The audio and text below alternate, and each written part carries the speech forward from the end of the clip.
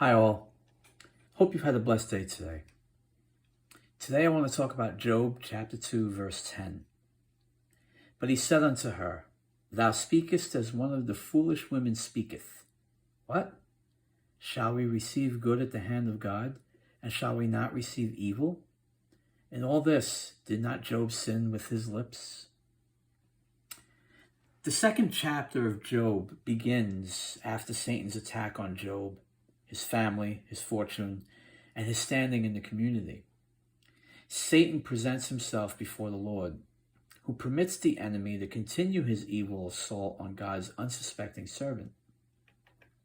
Satan falsely claims that Job stayed true to his faith in God for selfish reasons. Satan's accusation was skin for skin. A man will give up anything he owns in exchange for his life. A man will sacrifice sons, daughters, wealth, and reputation in order to hold on to his life. That was Satan's accusation. Job was so tormented by these attacks, and the pain was so intense that the poor man took a piece of broken pottery to scrape boils off his body. No doubt Job's pain was extended further when his wife said to him, Do you still hold fast your integrity? Curse God and die. Everything that happened to Job also happened to his wife. The loss of their wealth, the loss of their children, the loss of their standing in the community. But unlike Job, her faith faltered as she watched the man she loved sit as a social outcast from their community, scraping boils from his flesh morning till night. But Job said to her, You speak as one of the foolish women speaks.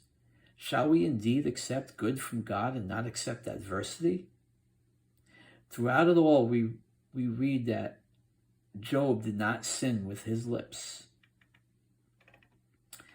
Job, he was a wealthy man who had been so blessed by God and who was held in high esteem by his neighbors, was reduced to the status of an unclean beggar virtually overnight, which caused his wife's spirit and hope to be shattered. Like Job, all people of this community at that time believed that God only rewarded righteous people and only wicked people were punished. But this certainly isn't true. And as the story progresses, we discover this attitude damages the reputation of God because he causes the sun to rise and the rain to fall on the just and the unjust. Although Job did not understand why this evil had come to him, he did not sin with his lips because he refused to blame God for his misfortune. Like Abraham, Job's faith in God was credited to him as righteousness. But there was another important lesson he was going to learn. He was also to discover that God's grace is sufficient in the midst of trials and tribulation.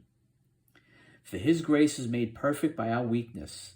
Although Job longed to have a mediator who could argue on his behalf, we can rejoice that Jesus is our mediator, and we have been declared righteous by faith in him.